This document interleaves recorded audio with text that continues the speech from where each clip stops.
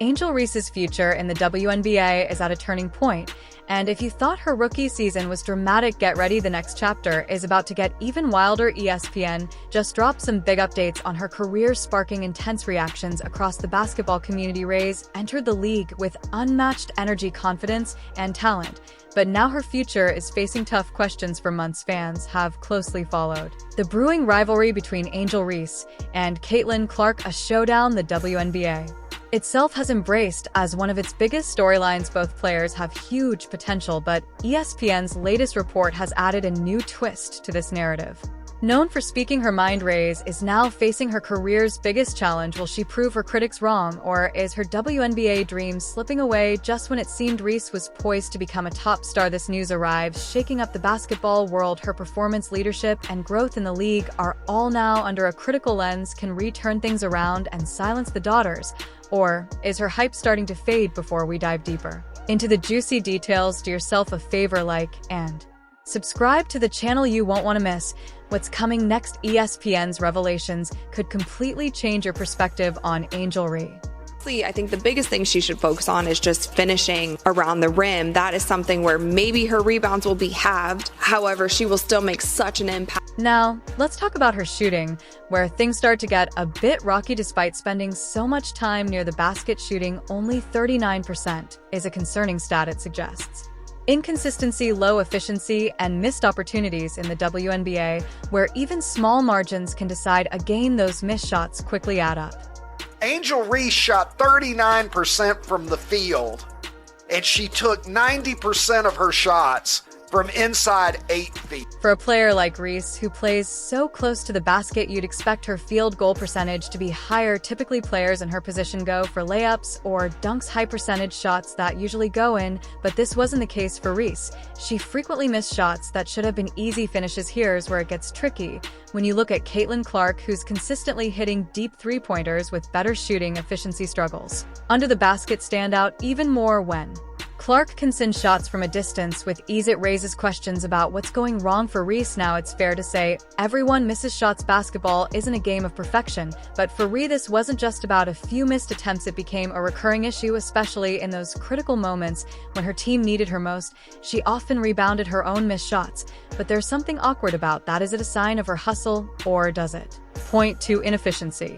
Critics started looking closer at her rebounding stats, and what they found raised some eyebrows. Yes, she led all rookies with 9.2 rebounds per game, which sounds impressive at first glance, but when you dig deeper, you see that many of those rebounds came from her own missed shots. Essentially, she was boosting her stats by chasing down her own missed attempts. The double-doubles looked good on paper, but did they actually contribute to her team's success? Typically, double-doubles indicate dominance, especially for front-court players. A player putting up double-digit points and rebounds usually controls the paint and significantly impacts the game, but in Reese's case, these double-doubles didn't always translate to game-changing performances. Critics pointed out that while her numbers look solid, they didn't necessarily mean she was shifting the game's momentum. Reese with another rebound, making 18 rebounds. Remember, she's gone back-to-back with 20 rebounds. Looking, pursuing.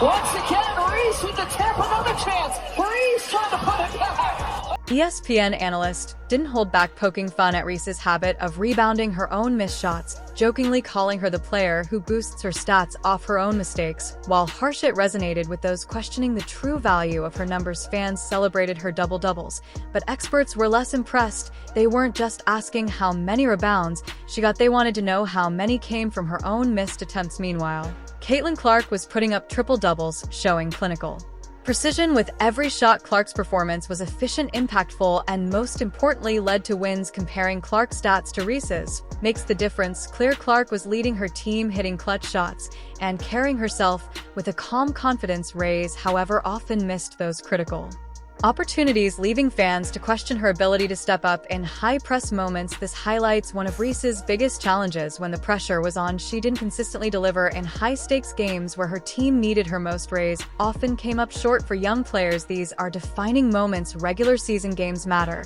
but those major games which draw national attention or have playoff implications are what leave a lasting impression, and Reese struggled in these. Despite these issues. Her confidence never wavered even with her game under scrutiny. Reese projected a bold self-assurance, embracing her role as an outspoken rookie.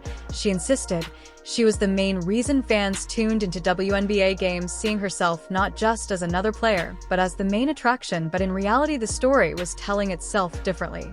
The reason why we watching women's basketball is not just because of one person, it's because of me too, and I want y'all to realize that. When Reese was sidelined due to a wrist injury, something surprise rising happened. Attendance actually increased. That's right, even with Reese off the court, WNBA fans kept showing up, and sometimes in even higher numbers. This was an unexpected twist for someone who saw herself as the league's biggest draw. Typically, you'd expect attendance to drop without a top personality, but this time the opposite happened. WNBA has been around a couple of decades, and people didn't notice the game. They're noticing it now. Well, that's because of Caitlin Clark. For instance, on August 17th, when Reese was sidelined against the Connecticut Sun, attendance surged to 9,311, a significant increase from the previous home game. This raised an uncomfortable question: were fans really coming to see Reese, or had her star power been overestimated? In contrast, Caitlin Clark's absence told a different story. When Clark missed a few games, the impact was immediate. Attendance dropped, and even TV ratings fell. In late August, one game saw an 18% dip in viewership with Clark off the court. The difference was clear: Clark's absence was felt, whereas with Reese, things continued as usual. This comparison didn't favor Reese and blur her narrative of being the fan magnet for WNBA games. Media quickly picked up the story, and the conversation shifted. Had Reese's confidence been overblown? Her rookie season wasn't living up to the hype, and attendance numbers weren't supporting her claims either. Angel Reese, playing for a team that went 13-27, missed the playoffs, and their coach got fired. And she missed the last 6 games of the season with an injury. Caitlin Clark plays all 40 games, leads the Indiana Fever to their best record since 2015, leads the league in assists, puts up almost 20 points. The ongoing rivalry between Reese and Clark has created challenges for Reese, bringing her little benefit. Clark has quickly become a fan favorite, leading her team to victories, setting historic numbers, and doing so with a quiet grace that starkly contrasts with Reese's bold persona. Meanwhile, Reese has missed crucial moments, leaving many questioning her own statements, and claims the challenge for Reese next season is clear: she needs to elevate her game. The hype surrounding her won't mean much if she fails to perform well on the court. As the WNBA rapidly grows, there's a heightened focus on marketability and star power. Reese entered the league amid significant buzz, but if she doesn't deliver impressive performances soon, that buzz may fade. The rivalry between her and Clark could have been a fantastic motivator for both players, but currently it only favors Clark. She has become a household name overnight, breaking records, leading her team, and receiving accolades from the media in constant. While Reese is undeniably talented and has shown flashes of brilliance, she struggles with consistency. Angel Reese has now taken on the role of the villain, while Caitlin Clark has emerged as the hero. This narrative was solidified when Reese was ejected from a game recently. It all feels scripted, which is perfect for the WNBA. Reese stands before reporters asserting, "We both changed the game of women's basketball."